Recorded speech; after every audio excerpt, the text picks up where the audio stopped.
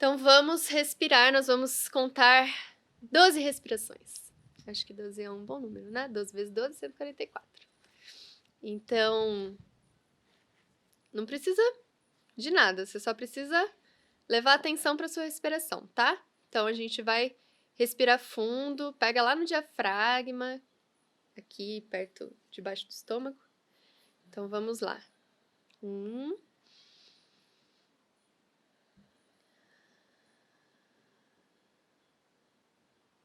2,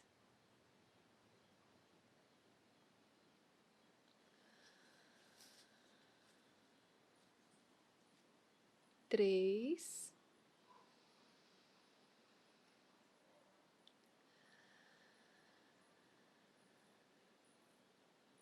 4,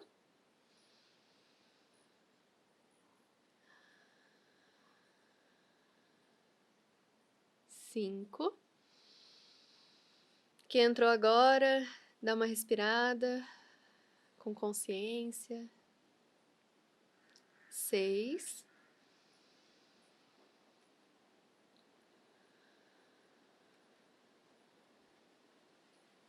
7.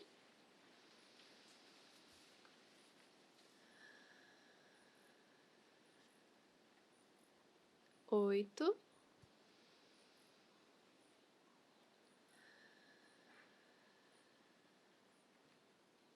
9.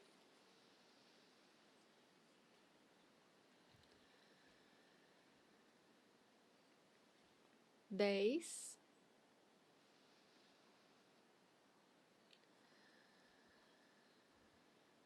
11. E a nossa última respiração, 12.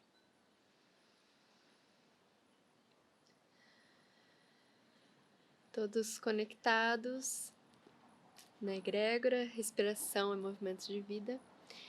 E assim a gente começa o segundo capítulo, relembrando que é importante que você se entregue, esteja receptivo a ouvir e a se envolver com essa narrativa.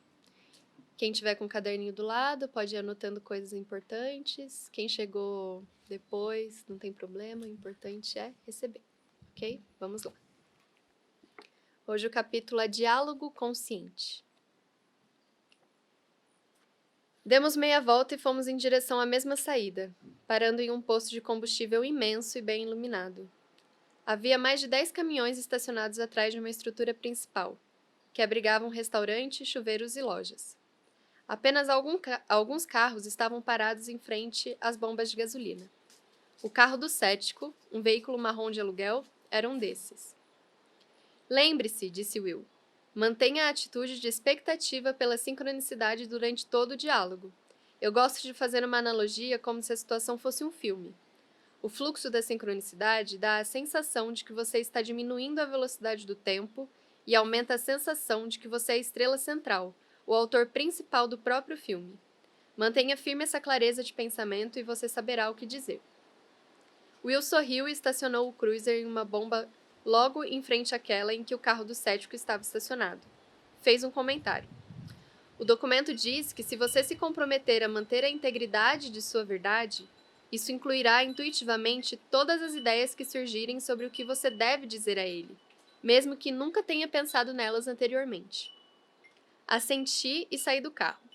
Peguei a bomba e comecei a abastecer o tanque do cruiser, sentindo novamente aquela sensação mística, como se a conversa que se seguiria fosse imensamente importante para tudo que viesse a acontecer depois.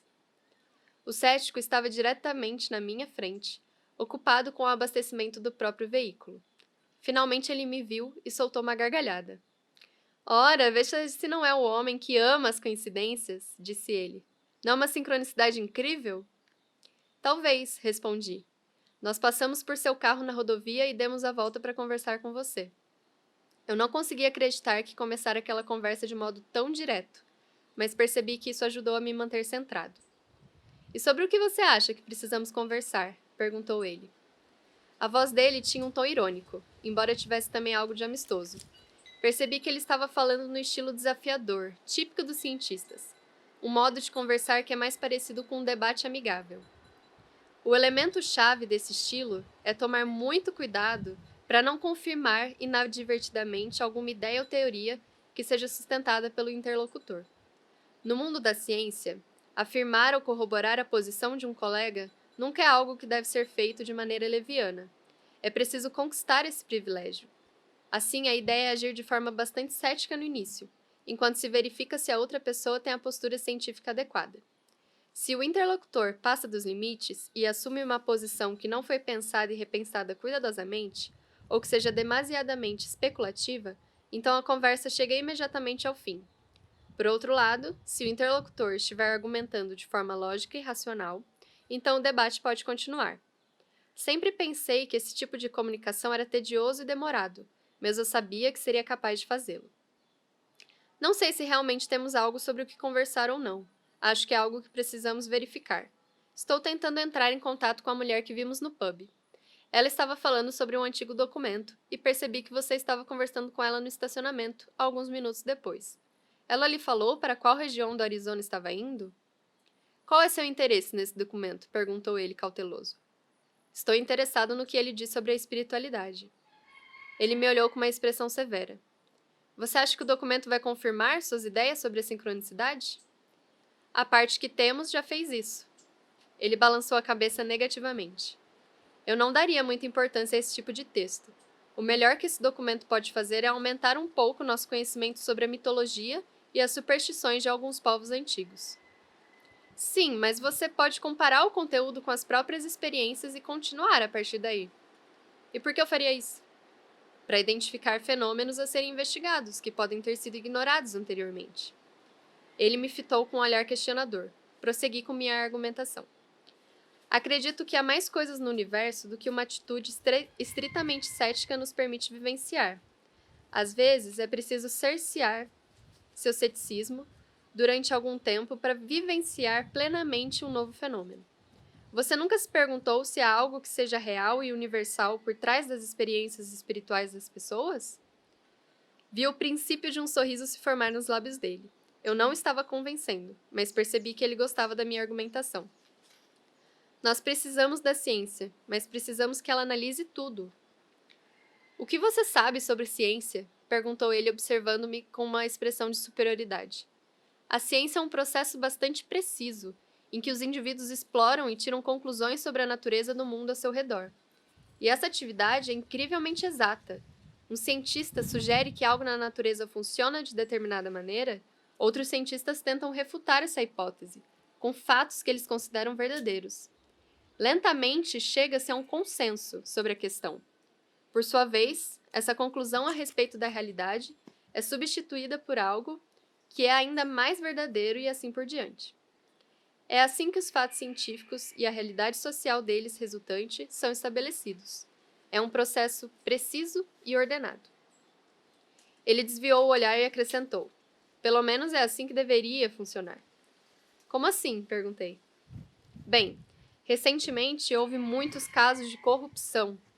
Interesses baseados no dinheiro, como grandes empresas farmacêuticas e alimentícias, dominando as escolas de medicina e os departamentos das universidades, oferecendo verbas imensas. Agora eles obtêm os resultados que querem dos estudos desenvolvidos. Outras indústrias fazem o mesmo. Mas as áreas de saúde e de alimentos são as piores. É deplorável. Pensei nos textos do Dr. Russell Blaylock, que escreve sobre por que certos aditivos perigosos continuam sendo acrescentados a nossos alimentos. E repentinamente percebi algo muito importante. O cético com o qual eu estava conversando era um idealista. Outra coisa surgiu em minha mente, e me lembrei de que Will insistia que essas ideias deveriam ser verbalizadas. Veja, talvez a chave seja ampliar a percepção pública sobre os processos científicos, e depois aplicá-los em todas as partes do nosso mundo. E se esse documento estiver certo sobre o fato de a sincronicidade ser uma parte da ordem natural das coisas? Não seria melhor investigá-la com o mesmo vigor com que se analisa uma estrela ou uma bactéria? Alguma coisa que eu disse o irritou, e ele tirou o bico da mangueira de gasolina do tanque de seu carro e enfiou com força de volta na bomba. O que eu estou tentando dizer, gaguejou ele, é que não se pode confiar em algo como esse documento. A sincronicidade é subjetiva demais. O problema que existe com a ciência atualmente é a ênfase de que as verdades básicas estão sendo perdidas. Se começarmos a permitir muita especulação ou corrupção, a cultura pode cair em um pensamento fantasioso e até mesmo em movimentos baseados em ilusões. Ele me olhava com uma expressão dura. Você não percebe que a civilização está à beira de um colapso? Basta que um número determinado de pessoas perca a noção das leis fundamentais da natureza para que o pensamento lógico e a realidade estabelecida cientificamente comecem a ser lentamente destruídos. E se isso acontecer, nós voltaremos a cair em uma nova idade das trevas, marcada pelas superstições. Confirmei com um aceno de cabeça e disse: e se for possível existir uma ciência da espiritualidade, que seja lógica e ordenada? Ele não respondeu. Em vez disso, balançou a cabeça negativamente e entrou na loja para pagar pela gasolina. Will ainda estava sentado ao volante, sorrindo para mim. Ele ouvia todo o diálogo pela janela aberta do carro. Você não vai se envolver? Perguntei. Não, disse ele. Acho que a responsabilidade de concluir a conversa é sua. Quando o cientista saiu da loja, eu me aproximei dele novamente. Olhe, você tem razão. Ninguém quer uma nova idade das trevas. Mas me deixe expor a questão de outra maneira. O que seria necessário para que cientistas como você pudessem estudar fenômenos espirituais de uma maneira que seja realmente lógica e ordenada? Durante um longo momento, ele pareceu considerar genuinamente a minha pergunta. Não sei, teríamos de descobrir algo como as leis naturais da espiritualidade. Ele interrompeu a resposta, balançou a cabeça e depois me afastou com um gesto. Escute, eu realmente não tenho tempo para continuar com essas especulações. Acredite no que lhe digo. Nada disso vai acontecer. Eu assenti e em seguida apresentei-me. Ele apertou minha mão e disse que seu nome era Dr. John Coleman. Gostei de nossa conversa, comentei. Talvez nos encontremos em outra ocasião. Ele riu e disse: a mulher sobre a qual você estava perguntando, o nome dela é Rachel Banks.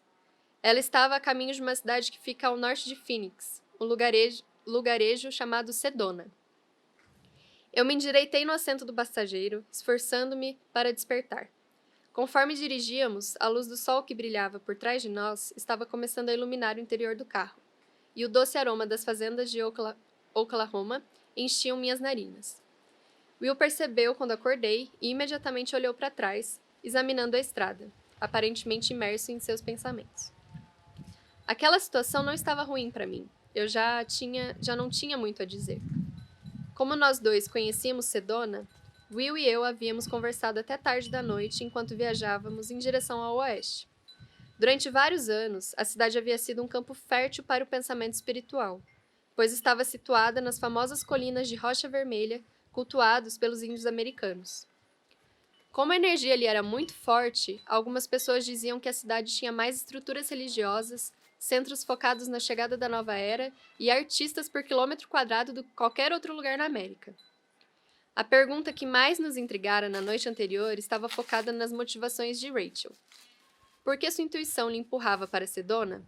Seria porque alguém provavelmente conseguiria encontrar mais pessoas falando sobre aquelas escrituras nessa cidade? Ou porque alguém poderia compreender informações esotéricas em geral, em um nível mais profundo, simplesmente se estivesse naquelas colinas? O famoso efeito Sedona. Afastei os pensamentos. Tudo o que eu queria fazer naquele momento era admirar a paisagem. Viajamos desde as montanhas da Geórgia e do Tennessee até as planícies de Oklahoma. E agora o céu estava imenso e azul à luz da manhã. Mastigando as castanhas e as maçãs que Will trouxera para o café da manhã, observei a paisagem passar pelas janelas por algum tempo. Quando despertei completamente, percebi 2 pilhas de páginas perfeitamente alinhadas em cima do painel à minha frente. Olhei para Will, imaginando que ele houvesse colocado aqueles papéis lá por algum motivo.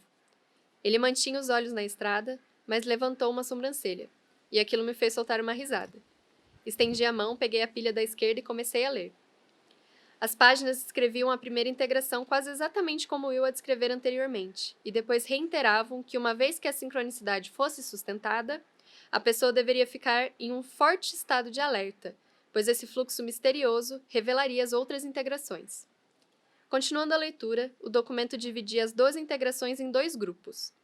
De acordo com o texto, as primeiras 5 integrações eram chamadas fundamentos da consciência espiritual, e as restantes, de ascensão à influência sagrada. Ascensão à influência? Eu não fazia ideia do significado daquilo, mas lembrei que Will havia dito que aqueles entre nós que buscassem agora as integrações facilitariam a jornada para outros que o fizessem mais tarde, devido a algum tipo de influência misteriosa. Terminei a primeira pilha e peguei a outra, que começava a descrever a segunda integração. O texto dizia que esse avanço na consciência começa quando percebemos que as conversas humanas, independente do assunto, sempre representam uma troca de perspectivas ou visões sobre o mundo, e, portanto, são um mecanismo básico da evolução humana, levando-nos de um nível histórico de conhecimento ao seguinte. Quando a interação humana é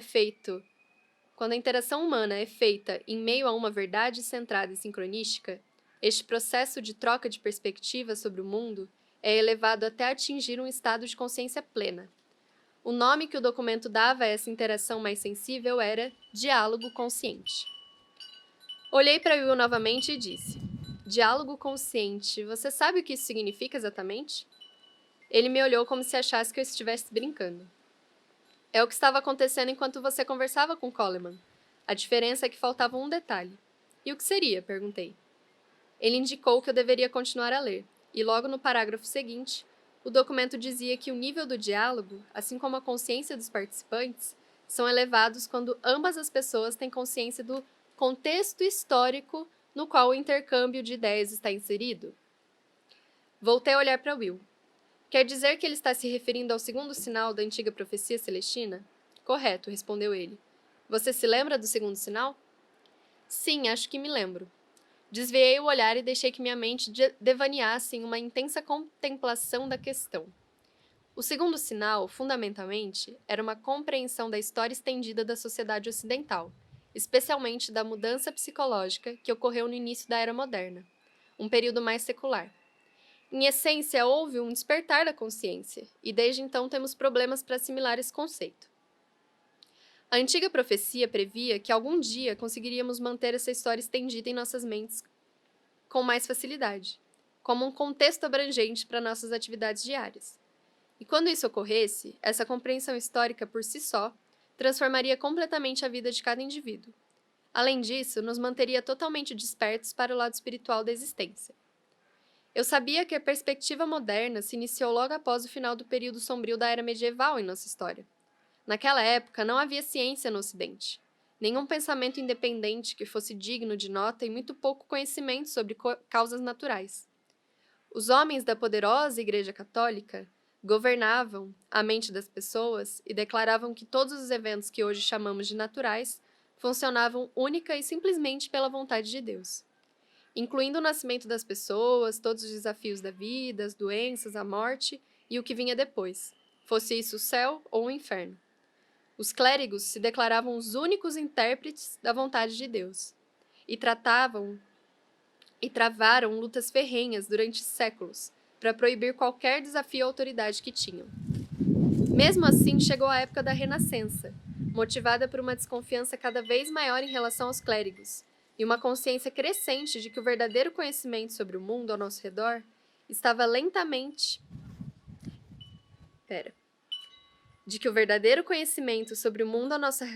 estava lamentavelmente incompleto.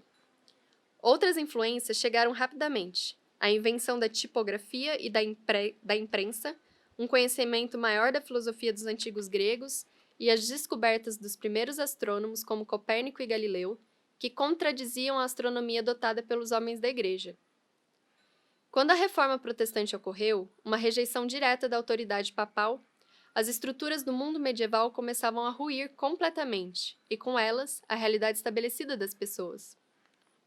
Eu sabia que a Idade Moderna se iniciava precisamente nesse ponto.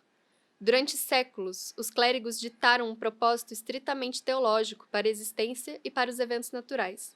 E nessa época, tal retrato da vida começou a ser sistematicamente corroído, deixando os homens em um estado de profunda incerteza existencial, especialmente em relação à espiritualidade. Se os representantes da Igreja, que sempre haviam ditado os fatos da realidade espiritual, estavam errados, então o que poderia ser considerado certo? Os pensadores otimistas daqueles dias encontraram uma solução. Disseram que deveríamos seguir o modelo dos antigos gregos. Diríamos a ciência para ir a campo e investigar este mundo totalmente novo que havia à nossa volta. E, em meio ao entusiasmo daqueles dias, tudo estava sobre a mesa, incluindo nossas questões espirituais mais profundas como: por que estamos aqui? O que acontece após a morte? Existe um plano e um destino para a humanidade? Com essa nova responsabilidade, a ciência foi enviada para examinar o mundo e fazer um relatório de suas observações. Durante os séculos, ela mapeou maravilhosamente as realidades físicas da natureza, desde o movimento das galáxias e planetas até a biologia de nossos corpos, a dinâmica dos sistemas climáticos e os segredos da produção de alimentos. Mas ela não retornou rapidamente com uma análise objetiva de nossa situação espiritual. Nesse ponto crucial, tomamos uma decisão psicológica crítica. Devido à ausência de respostas existenciais, decidimos focar nossa atenção em outras coisas, enquanto isso. Durante a espera de respostas, nós nos concentraríamos em colonizar este novo mundo que se abria à nossa frente, dedicando-nos a melhorar outros aspectos da humanidade.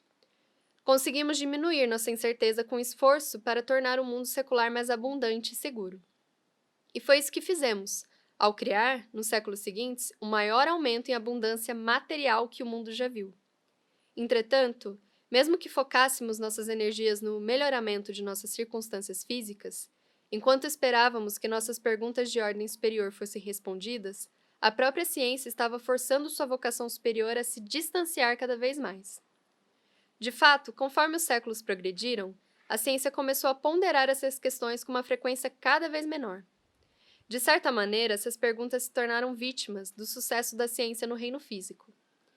Quanto mais bem-sucedida era a ciência em explicar o mundo exterior e na criação de novas tecnologias que aumentavam o nível de segurança da população, menos importantes as questões espirituais se tornavam. Deixe que as religiões se engalfinhem a respeito dessas questões maiores, pensavam os cientistas. Vamos nos ater ao mundo físico. Na época em que as teorias de Isaac Newton estavam se disseminando pela ciência, a rejeição era quase completa. Newton estabeleceu a matemática, que definiu o universo como um sistema que funcionava de maneira autônoma, seguindo leis mecânicas fundamentais, tudo ocorrendo de uma maneira completamente previsível, como se fosse uma máquina gigantesca. Agora, o universo poderia ser encarado a partir de uma perspectiva completamente secular. Não era Deus que fazia as estrelas se moverem no céu, era a gravitação. A visão de mundo moderna, secular e materialista, nasceu ali, impulsionada pela ciência. Foi exportada para todo o planeta. A ideia de Deus, ou como outras pessoas preferem dizer, de uma experiência espiritual mais profunda, agora parecia não somente desnecessária, como também improvável. Em relação às evidências de uma realidade espiritual, estados mais elevados de consciência, sincronicidade, premonições e orientações intuitivas, experiências de vida após a morte, todas elas poderiam ser explicadas como alucinações patológicas ou fantasias religiosas, e removidas completamente do debate. Até mesmo muitas figuras religiosas, que sofriam com um número cada vez menor de fiéis, passaram a orientar suas ações para atividades mais seculares e sociais, em vez de qualquer discussão sobre a verdadeira experiência espiritual. E para onde a ciência e outras instituições se dirigiam, o indivíduo seguia o mesmo caminho. O mundo parecia ser tão normal, previsível e claro, que um questionamento de ordem superior como esse não mais parecia ser válido, e também começou a ser afastado da consciência cotidiana. Dizíamos a nós mesmos que bastava trabalhar duro e nos concentrar em melhorar nossas vidas, desfrutar de todos os brinquedos e produtos da existência moderna, esquecer o fato de que conhecer o objetivo maior da vida pode resultar em alguma orientação maior no decorrer do caminho ou trazer relacionamentos mais iluminados e esclarecidos com outras pessoas. Basta se concentrar nas coisas do dia a dia e você se sentirá bem do começo até o fim.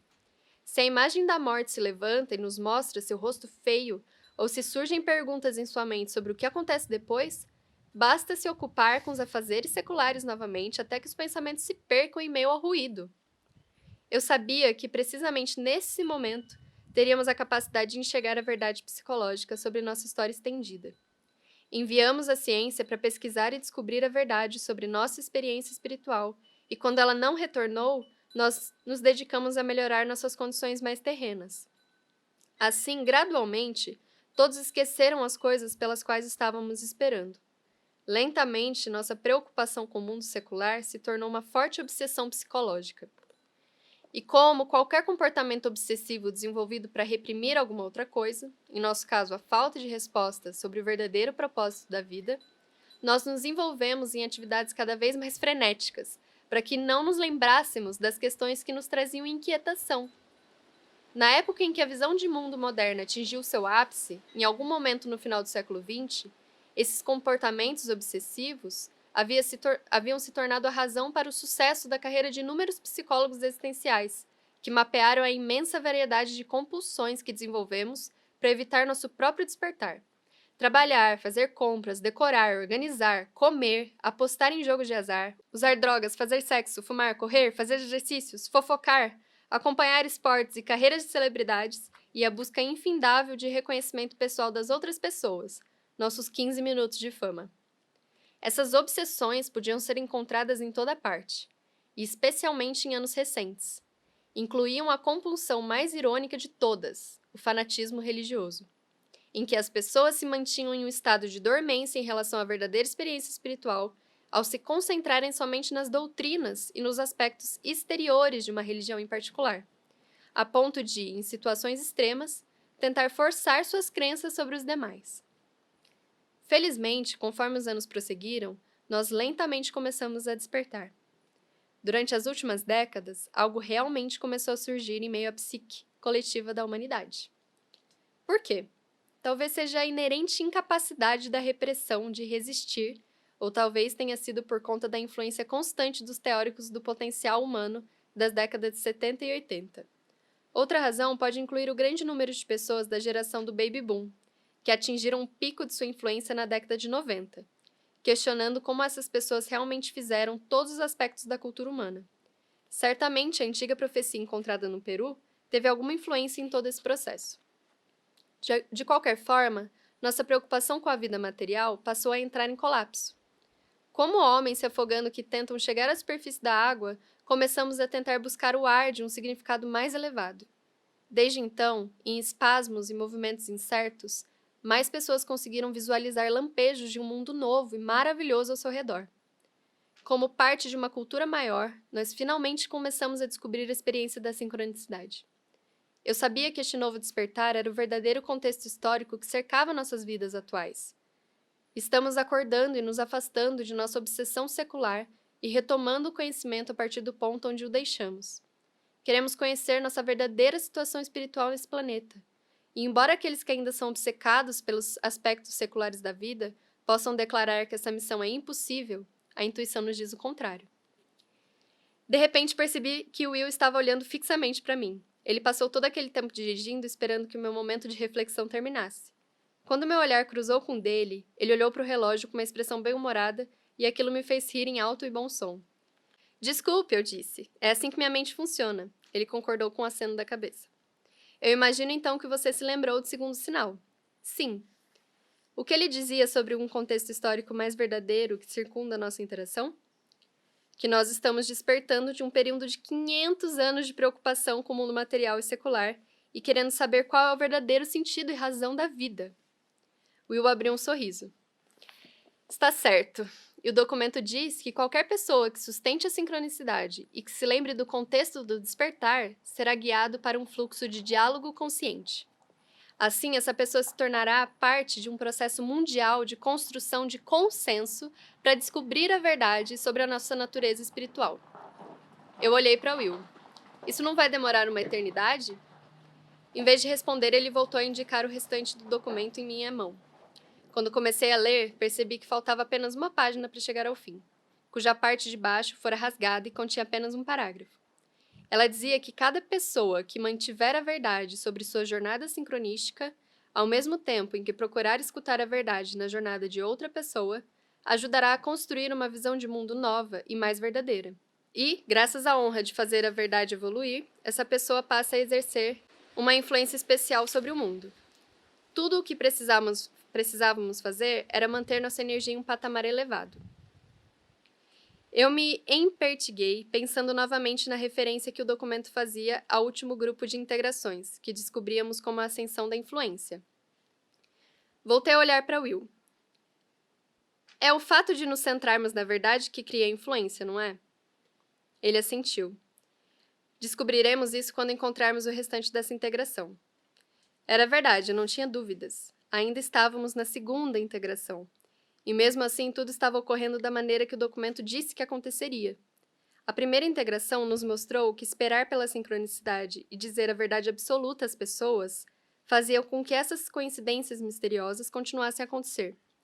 E agora, a segunda integração parecia dizer que se todos estivessem fazendo o mesmo, agindo de acordo com o despertar, nós descobriríamos o que precisávamos saber. As únicas coisas mencionadas que não estavam plenamente esclarecidas eram a ideia da influência e a descrição crítica sobre manter nossa energia elevada. Repentinamente, Will estacionou o cruiser no acostamento da estrada. É sua vez de dirigir. Por toda a manhã, eu dirigi em direção ao oeste. O sol imenso continuou azul e o brilho do sol ficou vívido durante as centenas de quilômetros que percorremos através de pastos e campos de trigo. Durante horas, eu simplesmente olhava em direção ao horizonte, distante, até que em certo momento senti que estava ficando levemente entediado e esfomeado. Pouco antes do meio-dia, parei em um posto de combustível ao lado da estrada e coloquei mais gasolina no tanque do cruiser. Sem conseguir resistir, comprei um pedaço de torta de maçã industrializada no balcão da loja de conveniência e comi lentamente enquanto dirigia. Estava deliciosa, talvez deliciosa demais. Depois de 20 minutos, minha cabeça começou a doer e eu senti uma queda repentina em minha energia. A sensação ruim perdurou várias horas. Quando Will finalmente acordou, disse a ele o que havia feito. Deixe-me ver se entendi direito, ele falou. Você, um discípulo do Dr. Blaylock, comeu uma torta de maçã industrializada logo depois de pegá-la da prateleira da loja. Você deveria saber o que aconteceria. Eu sabia que ele estava falando sobre o problema dos glutamatos, contra o qual Blaylock lutava ferrenhamente. O glutamato monossódico e outras substâncias similares resultam do processo de várias proteínas e óleos e frequentemente são acrescentadas a alimentos industrializados, especialmente porque são realçadores de sabor. Eles não têm sabor próprio, mas a primeira mordida manda imediatamente sinais ao cérebro dizendo que você está comendo a coisa mais saborosa do mundo, apesar de ser provavelmente feita com ingredientes nocivos. A indústria de alimentos diz que eles não são perigosos, mas de acordo com alguns especialistas, os glutamatos são responsáveis por inflamações no cérebro e alterações no funcionamento de outros órgãos, contribuindo para uma grande variedade de doenças modernas como diabetes, a síndrome de Alzheimer e, particularmente, a obesidade. Deixe-me adivinhar os sintomas, disse Will. Talvez uma dor de cabeça leve, incômoda, olhos cansados, ausência de energia e completa falta de inspiração e vontade de fazer qualquer coisa que seja. Tudo isso em troca da pequena euforia inicial causada pelo sabor. Ele balançou a cabeça. Comer é um dos hábitos mais obsessivos no mundo moderno. Se a comida é sua distração preferida para tentar se sentir bem, então, por definição, essa comida precisa ter um sabor excelente. Se não for assim, você não sentirá aquela sensação de tranquilidade e satisfação que sobrevém quando os receptores de glutamato no cérebro são ativados. Com os glutamatos, as indústrias de alimento encontram uma maneira artificial de fazer isso por você. E prosseguiu. O maior problema não é somente o impacto na saúde, é como afeta a sua consciência. Você não é capaz de manter a energia em um patamar elevado e ficar espiritualmente alerta se estiver drogado. Ele interrompeu a explicação e olhou para mim. O que foi? Perguntei. O documento diz que manter nossa energia elevada é importante para desenvolver a influência. Sim, eu me lembro. Ele olhou para o outro lado esquerdo e eu observava. A comida é o primeiro nível de energia que permitimos entrar em nossa consciência. E dessa forma é algo básico para estabelecer um domínio maior sobre a nossa vida. É irônico perceber que a comida verdadeira, aquela que é orgânica e que foi recém-colhida, estimula os mesmos receptores no cérebro e nos dá a mesma quantidade de euforia natural, sem roubar nossa energia depois. Você sabia que a maioria das pessoas nunca experimentou legumes orgânicos recém-colhidos? A maioria das coisas que compramos no supermercado já foi colhida há várias semanas e está completamente morta. Naquele exato momento, abruptamente, Will parou de falar e começou a olhar para o alto de uma rampa de saída da estrada, pela qual estávamos passando. Ele balançou a cabeça. O que houve? Perguntei. Havia um furgão estacionado naquela última saída. Aconteceu a mesma coisa na noite passada. Você acha que eles estão ainda nos seguindo? Não diria que estão nos seguindo, mas estão observando. Eles devem estar nos rastreando com satélite ou coisa parecida. O quê? Se for assim, então essas pessoas têm uma conexão muito forte com o governo. Provavelmente sim, mas pelo menos elas não parecem que querem nos deter. Poderia ter feito isso a qualquer momento depois que escureceu. Por alguma razão só querem saber para onde estamos indo. Olhei nos olhos de Will. Você acha que eles estão interessados no documento? Ele concordou com a cabeça. É o que parece. Durante o resto do dia, nós não conversamos muito mais. Periodicamente, eu sentia surtos de ansiedade em relação à nossa segurança, mas a cada vez que isso ocorria, conseguia afastar a sensação e recuperar minha postura de expectativa pela sincronicidade. Nesse momento, sentia que não havia alternativa a não ser buscar o que o documento descrevia, pelo menos por mais algum tempo. O único efeito que vi em Will foi que ele ficou mais atento na busca de alimentos limpos. O fato de você ter sido intoxicado foi um lembrete, disse ele.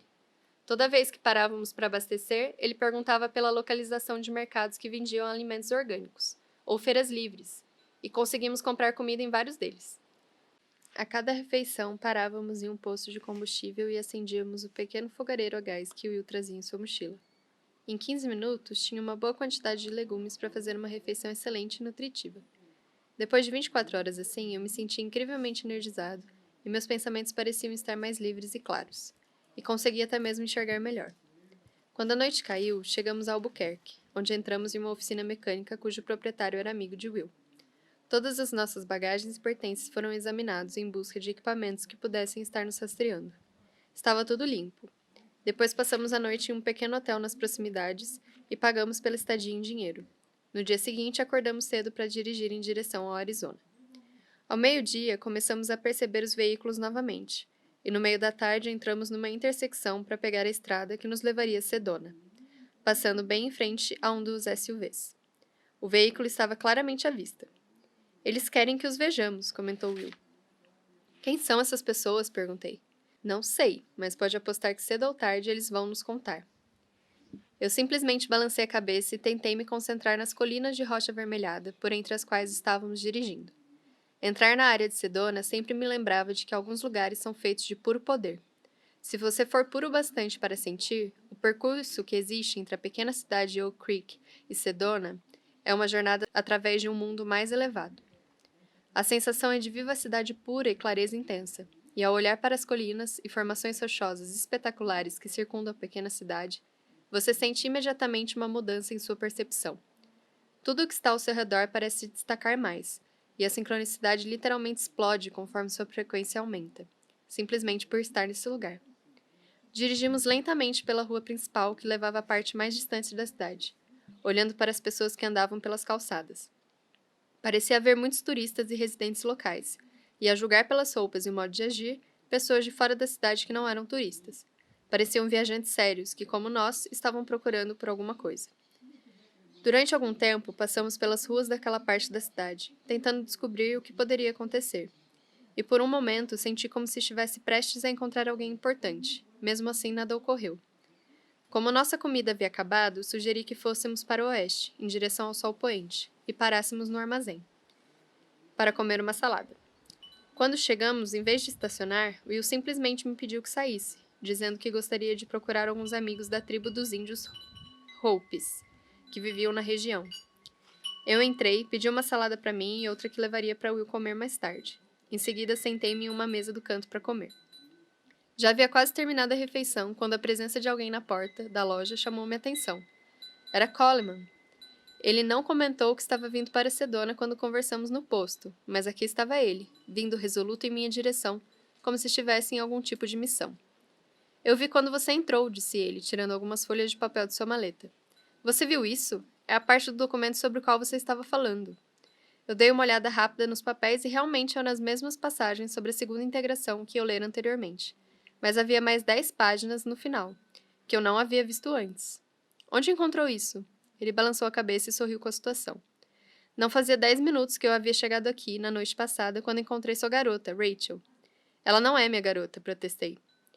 É só uma maneira de falar. De qualquer forma, estou hospedado no mesmo hotel que ela. Depois desci até o saguão para buscar uma xícara de café e ouvi duas pessoas conversando. Quando me aproximei, percebi que eles estavam falando sobre esse documento. Fui até eles e me apresentei. Descobri também que eram cientistas. Consegue acreditar nisso? E estavam discutindo a mesma questão que você me fez antes. Como cientistas verdadeiros poderiam estudar o tópico da espiritualidade. E não é tudo. Estavam com a primeira e a segunda partes do documento e estavam relacionando o texto com uma antiga profecia que veio a público há alguns anos. Ele deu uma gargalhada e continuou. Não é incrível? Minha cabeça quase explodiu. Quanto mais eu conversava com aqueles caras, mais descobríamos que tínhamos coisas em comum. Fizemos amizade imediatamente e passamos metade da noite conversando. E adivinhe, no começo da manhã saímos para percorrer uma trilha no deserto e eu entendi tudo. Percebi que a sincronicidade é real, que é possível sustentá-la e que nós estamos novamente despertando para explorar sistematicamente nossa natureza espiritual. Eles me deram uma cópia da segunda integração. Não fiquei surpreso quando vi você novamente. Ele estava cheio de energia, falando a 100 km/h sobre toda a sincronicidade que estava experimentando. Eu ri. Era o típico efeito Sedona do qual as pessoas tanto falam. Vá em frente, disse ele. Leia o texto. Comecei onde havia parado com a cópia de Will, descobrindo que o documento continuava a partir do mesmo ponto, enfatizando a importância do diálogo consciente para trazer ao mundo um novo consenso sobre a experiência espiritual. Você percebe o que isso quer dizer? Interrompeu ele. O texto não usa as palavras exatas, mas meus novos amigos cientistas e eu concordamos. O documento pede que a metodologia científica seja aplicada à nossa busca individual pela verdade espiritual. Tudo o que o texto nos diz para fazer é aquilo que os bons cientistas já fazem. Esse processo permitiu que todas as leis básicas da realidade física fossem descobertas, com os trabalhos de Thales, Newton e Einstein. E percebo agora como é possível aplicá-la à experiência individual da espiritualidade. Por exemplo, considere o fenômeno da sincronicidade. Como a sensação é a mesma para todas as pessoas, podemos discuti-la, comparar anotações e obter um consenso sobre seu funcionamento. Eu estava apenas escutando, sem acreditar que estava conversando com a mesma pessoa. Até mesmo as expressões básicas no rosto dele eram diferentes. Em vez de continuar e refutar e rejeitar a espiritualidade, ele havia vivenciado algo que não podia explicar através de seu antigo ponto de vista, o que fez com que ele despertasse de maneira rápida e repentina. Escute, disse ele. Devo todo o meu interesse nesse assunto a você. Se eu não tivesse lhe dito nada no pub, ou se você não me perguntasse como a ciência poderia investigar a sincronicidade e a espiritualidade, talvez nunca conseguisse enxergar a verdade que há por trás de tudo isso. Eu nem tinha a intenção de vir para Sedona até conversarmos naquele posto de gasolina. Ele sorriu para mim e prosseguiu. Sabe, não tive muito sucesso como cientista. Não conseguia ficar de boca fechada. Fui demitido do MIT porque eu me recusei a ceder a alguns interesses comerciais de pessoas que queriam comprar resultados específicos de alguns estudos. Mas a ideia de me envolver em um método de pesquisa honesto e dedicado à verdade é isso que eu sempre quis fazer. Você realmente me influenciou. Influência, pensei. Aquela palavra novamente. Ele indicou as páginas que eu ainda tinha em mãos como um movimento da cabeça. E a última parte se encaixa exatamente com algo que me fascina há um bom tempo, como se uma parte da minha vida estivesse me preparando para tudo isso. Olhei para ele confuso. Ele prosseguiu. O documento fala sobre algo que Immanuel Kant postulou há alguns séculos, com a ideia do imperativo categórico. Assenti. Já conheci um pouco sobre a obra de Kant.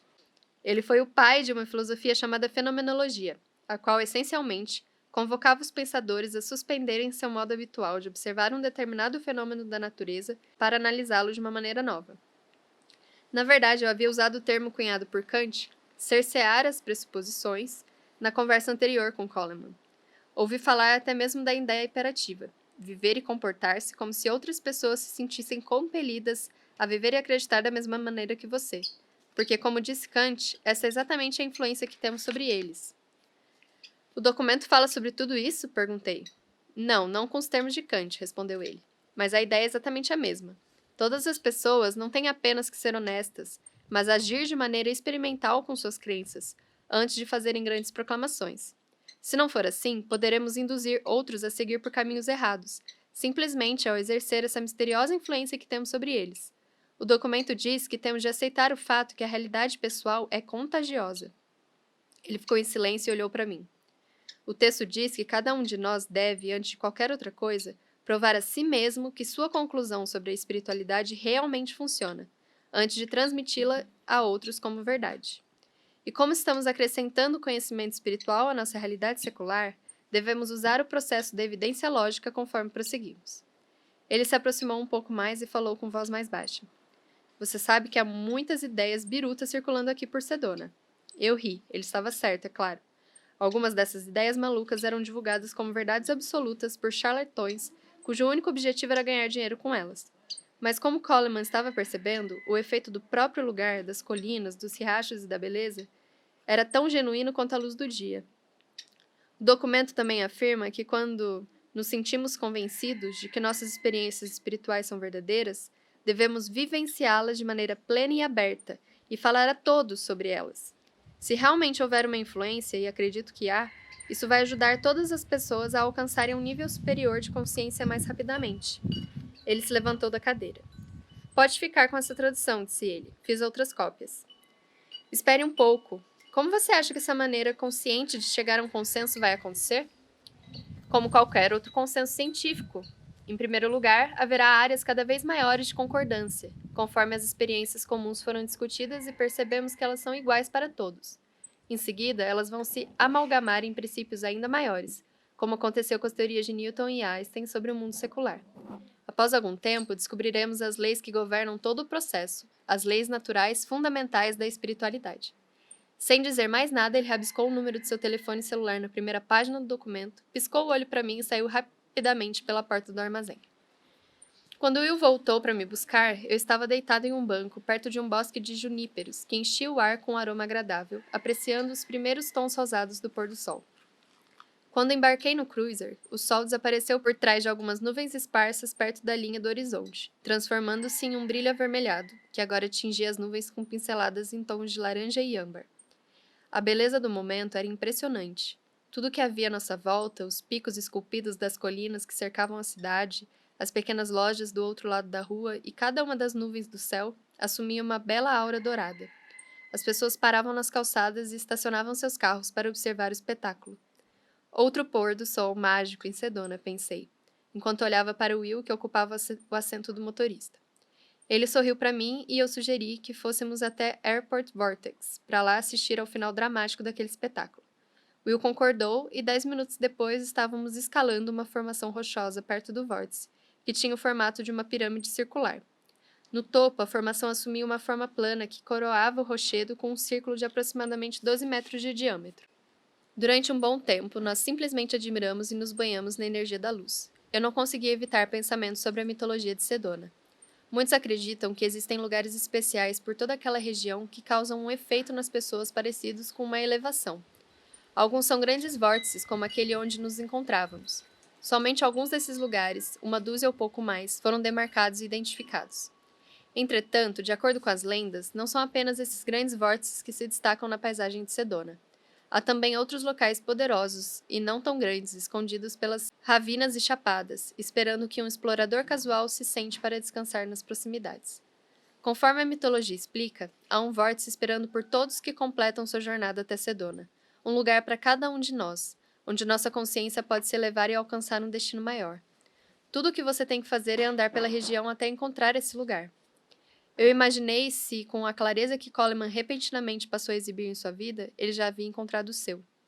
Sorri e voltei a olhar para o horizonte. Aqui, em Airport Vortex, tem-se a sensação de deixar todas as preocupações para trás e absorver algo que só pode ser descrito como uma energia curativa e de auxílio. É uma impressão de estar completamente feliz e seguro. Eu me recostei nas pedras, sentindo que estava deixando meus problemas para trás, não querendo estar em nenhum outro lugar que não fosse este, nesse exato momento, me banhando na luz do pôr do sol. Observamos o sol desaparecer atrás do horizonte, enviando uma luz mais amarelada e, por fim, um cinza pálido. Olhei para Will, ele fez que sim com a cabeça e se levantou. Começamos a descer a colina enquanto caminhávamos. Contei a Will sobre o encontro com Coleman e o restante da segunda integração. Encontrei meus amigos da tribo dos Hope, disse ele. Eles também me mostraram o restante da segunda. O que você acha sobre essa ideia de construir um novo consenso sobre a espiritualidade? Coleman disse que era este seu propósito. Will interrompeu a caminhada e me puxou para a beirada da trilha, enquanto um grupo de pessoas que subia na direção oposta passou por nós. Vários deles nos olharam, como se estivessem imaginando que estavam nos vendo aqui devido à sincronicidade. Sorrimos para eles e os cumprimentamos com acenos de cabeça, e eles continuaram pela trilha. Acho que muitas pessoas sabem que, de alguma forma, a sincronicidade está nos reunindo para fazer algo histórico, disse Will. O mundo está envolto no caos, mas podemos consertar as coisas se permanecermos alerta e mantivermos o contexto histórico em mente. Temos de nos conservar despertos e ajudar uns aos outros a continuar despertos. Will me olhava com determinação e naquele momento senti uma elevação plena em direção à clareza da segunda integração.